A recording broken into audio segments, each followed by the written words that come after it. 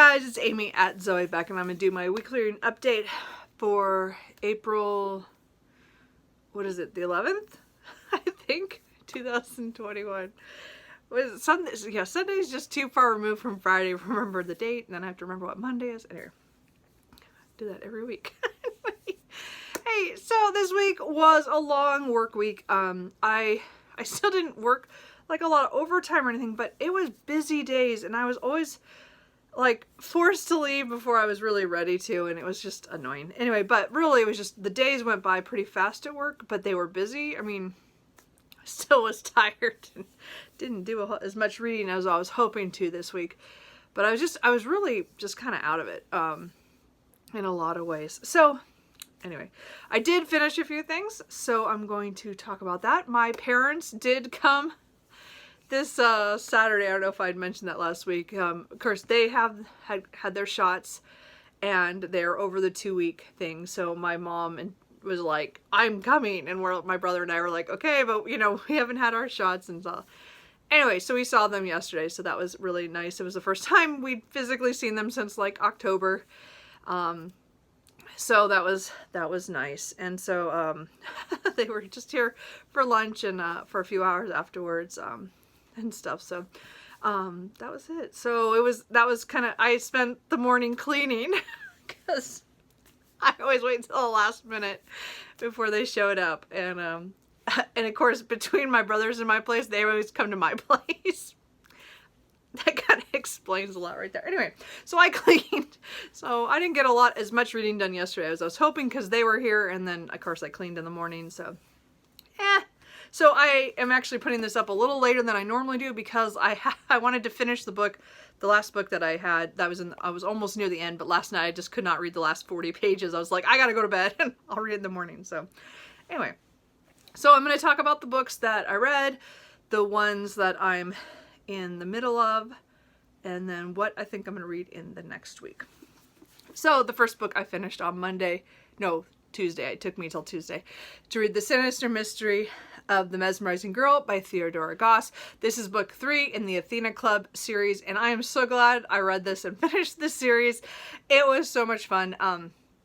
It's not, again, I think the first book is still my favorite of all 3 books, but this book was still a pretty good book, and I like the twists and turns in this one as well. And again, it went in directions I was not expecting. So this series is about the late 1890s and has to do with mostly women who are offspring, or they're connected to classic horror stories from the 1800s. So we have Mary Jekyll, who is supposed to be the daughter of Dr. Jekyll, and then there's Diana, who is the daughter of Mr. Hyde. There's Justine Frankenstein and Catherine from Dr. Moreau, and also Beatrice from Rappaccini's daughter. So it's like there's all these different stories, but she's twisted them in such a way. They all come together in the first book, and again, there's more characters to come in the second book, but those are the ones in the first book, so I just kind of mentioned those ones.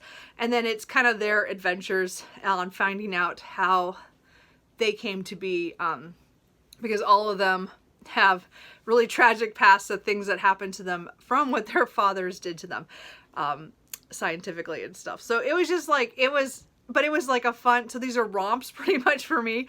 They were just fun because they had a lot of classic stuff. They touch on classic stories, again, from the 1800s, and I really enjoyed that.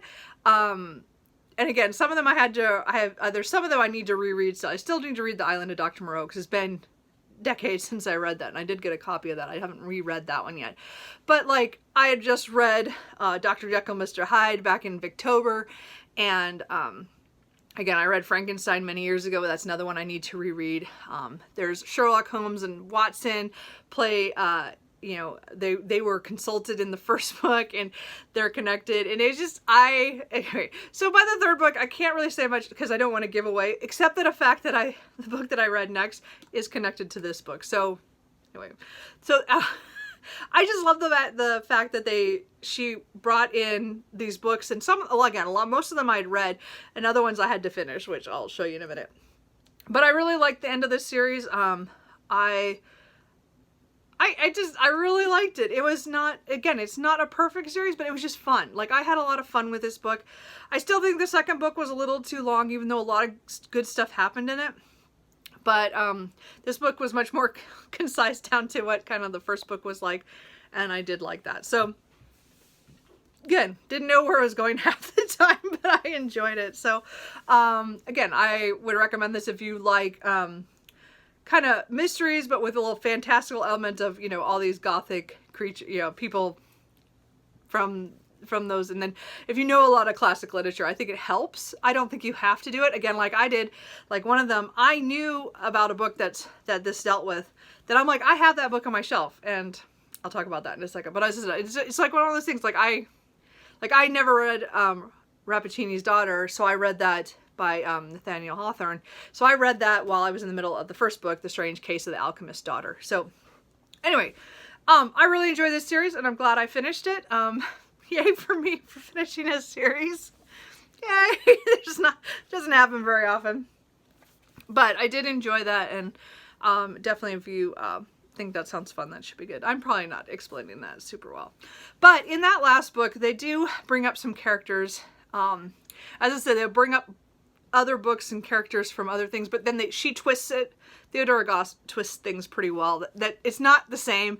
So I like to read the original, or have the original in my head, so I can see how she twisted it and what fun she had with the story. So this is one I had not read, but I'd read half of it. So this is The Jewel of Seven Stars by Bram Stoker. So this was published in 1903. So technically this book is before the time period of the Athena Club books, but I don't mind. It's fine.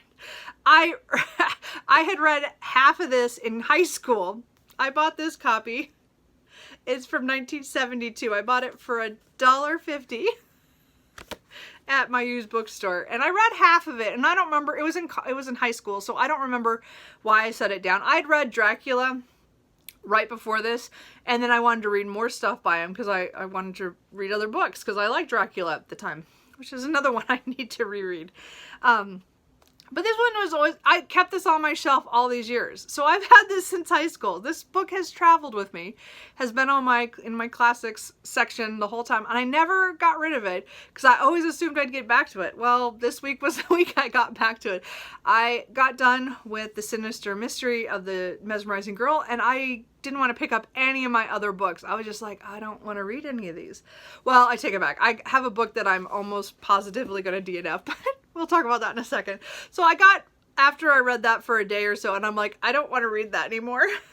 And I didn't know what I want to read next.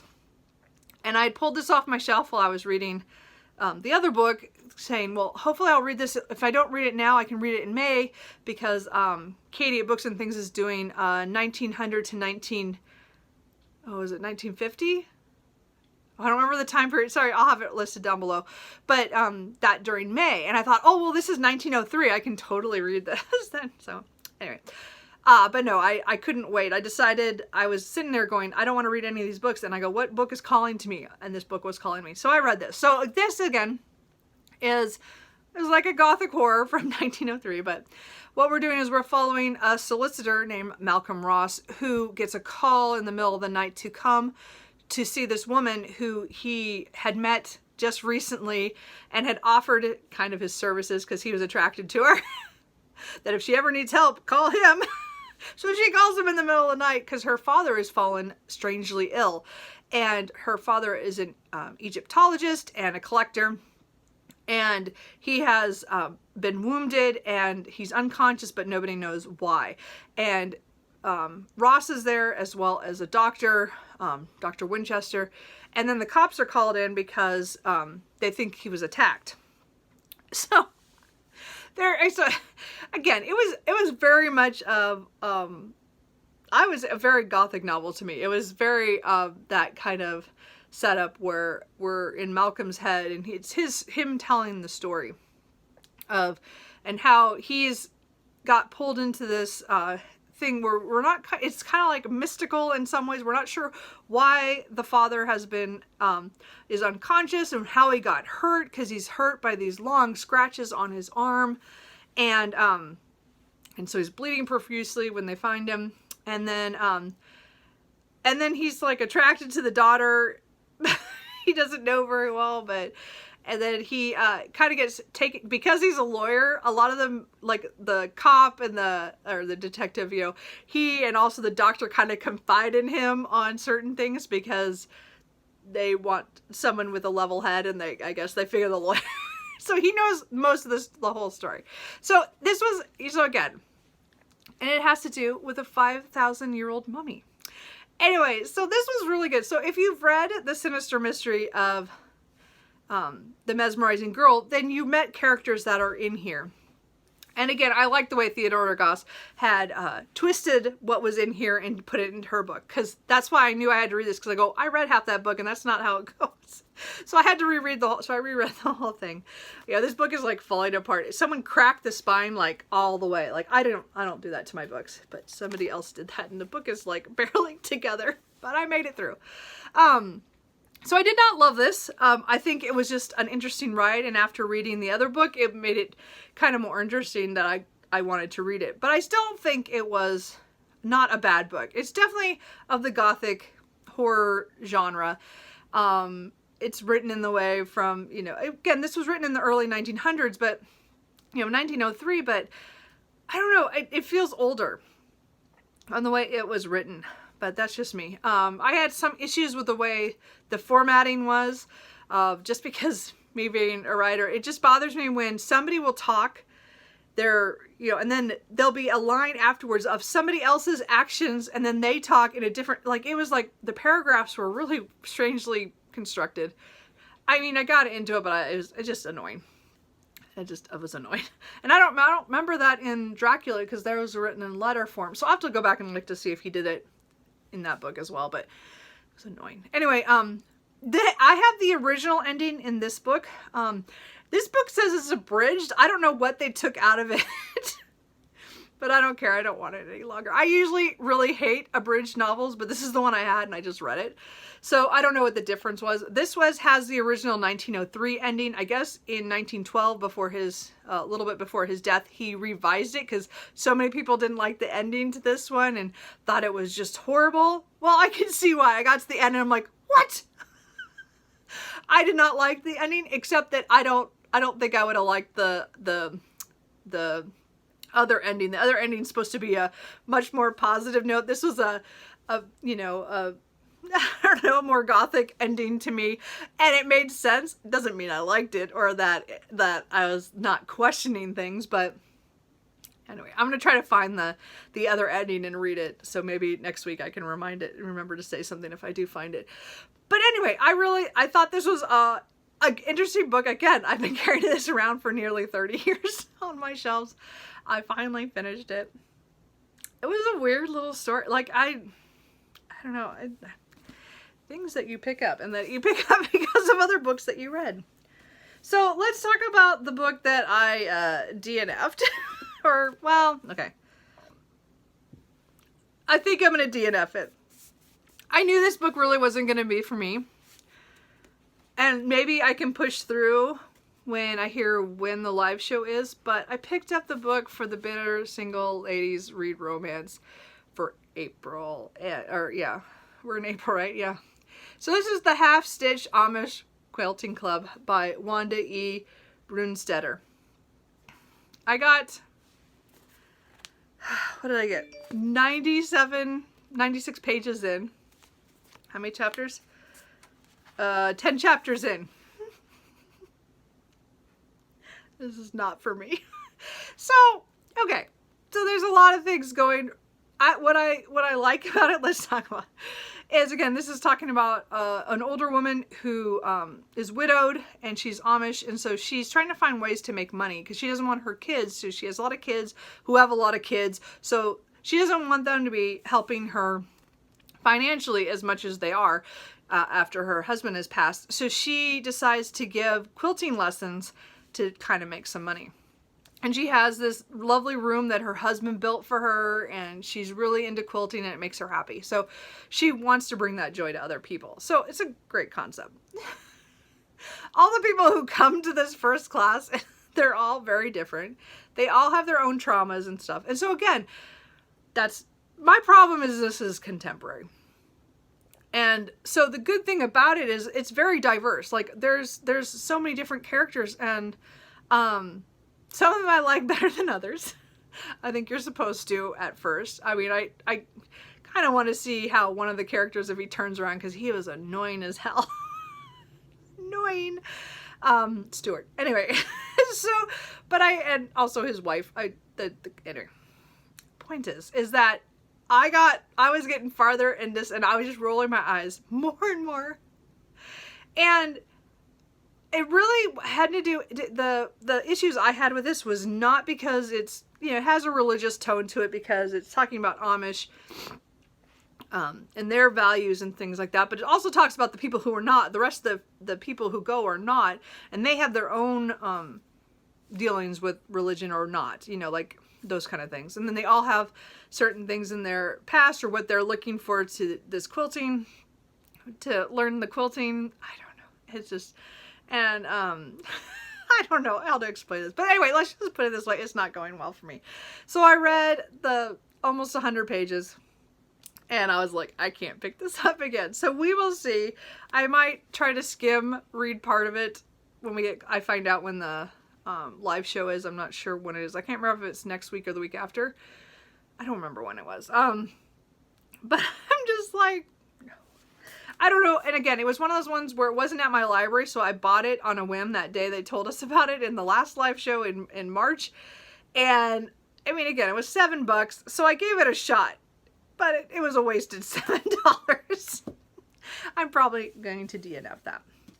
And then, so then let's talk about the books I'm in the middle of. I am still reading at work, The First Omega by, Megan O'Keefe. So this is, again, a short novella about it's just under 100 pages, and it has to do with futuristic United States where the middle part of the U.S. is all desert, and nobody lives there.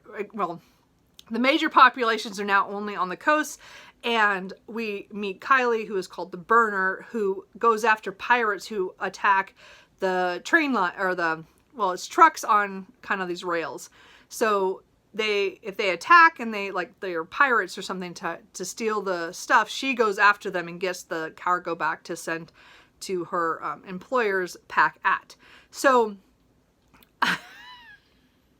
this story starts where she is given the assignment that one of the trucks has been attacked. She goes there and she finds a 15-year-old girl in the cargo space and finds out that her name is Omega and her sister Alpha is not there. And the pirates, or the people who attacked are dead around the truck. So we don't know really what's going on. We know one's missing and she has one of them, and then the company wants her to get the cargo back. And then again, we're going to meet characters in that area, because again, Kylie's been living there. So I've really enjoyed this so far. I've not read anything by Megan O'Keefe. This is my first foray into her stuff. I do have her novel Velocity Weapon I still want to read, science fiction novel. So I will get to that at some point, but this is pretty good so far. As I said, I'm about 63 or 4 pages in, so I have about 30 pages left. I figure I will finish it sometime this week.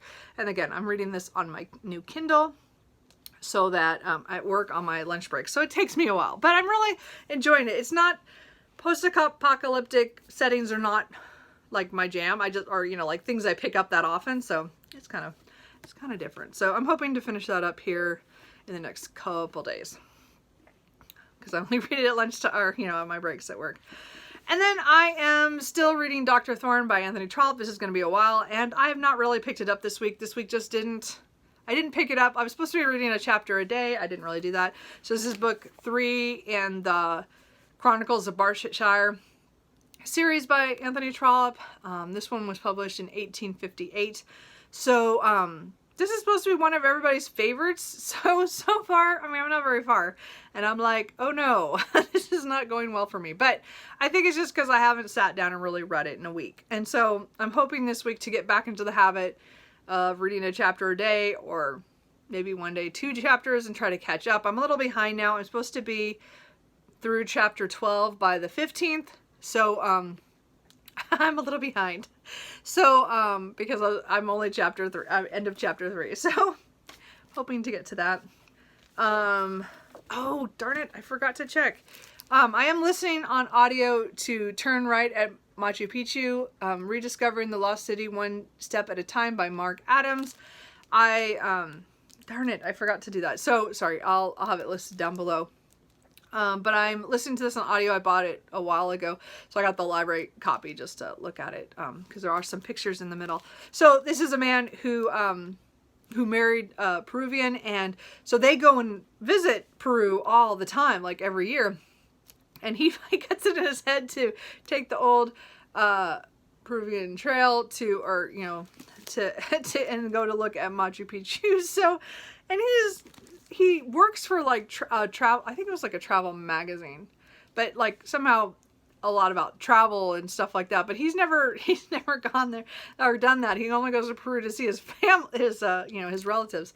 So he goes on this trip, and it's actually really interesting because, I mean, again, I don't want to do this. A couple of my cousins went there a couple of years ago and went to Machu Picchu. So I knew some stuff about this, and they read this before they went. They had told me that they were reading this. So this is quite a while ago. It's been on my list for a while.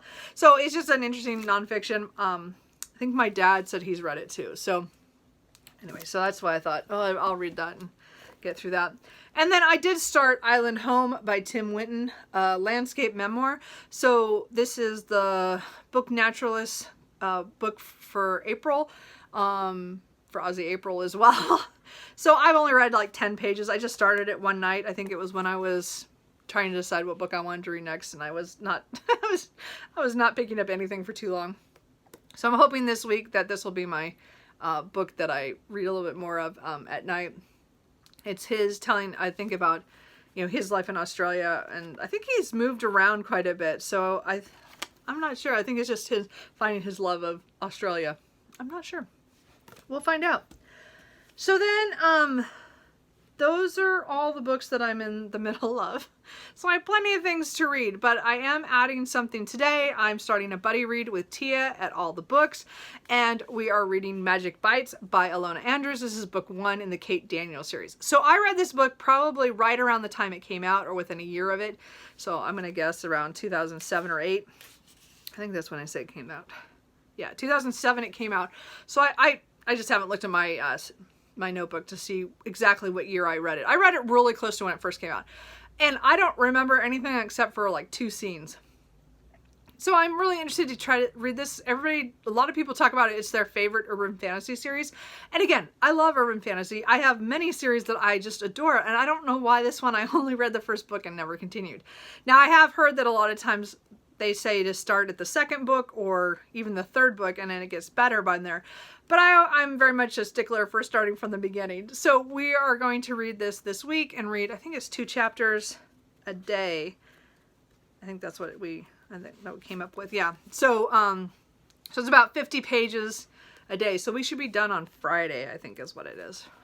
So I start today with 50 pages. So we'll be doing that. And again, it's been, I don't remember much of it, and I'm really interested to get back into Alona Andrews. Again, I have a couple of her series on my shelf.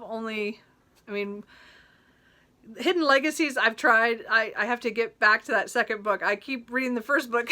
I need to continue on. So, but I really want to read the Kate Daniel series. I own like 6 of the books already, so I could really start reading these and get really far before I need to buy another book. So, but I hear there's such good things. So all I know about this one is about Atlanta, and I think it was Atlanta. I think so. And something about the magic comes and goes, and so the world is half, like, you have to have it where things only can work during the magic times, and other times you have to have stuff that works when the magic time isn't working. And I don't remember, that's kind of all I remember. And I think she's kind of like I don't know if she is a mercenary.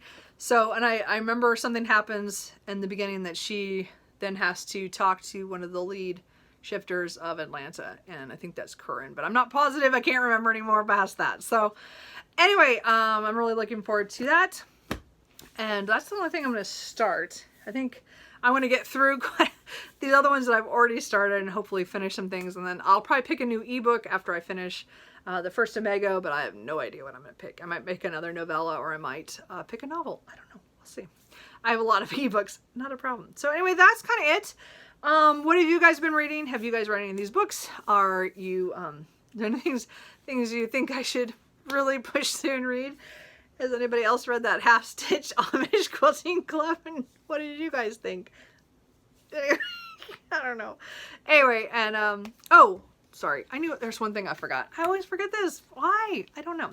So, I do get to mark a few things on my prompt board. I did finish a series. Yay! That doesn't get to happen very often. And then I read one classic that's a plus, so, because it was 1903. So, I think that was it. Yeah, that was it. I haven't finished anything else. So I have not marked a DNF yet because I have not fully DNF'd the Half-Stitch Amish Book Club, though I think it's coming. I just haven't officially done that yet. So anyway, that's it now. So I will talk to you guys later. Bye.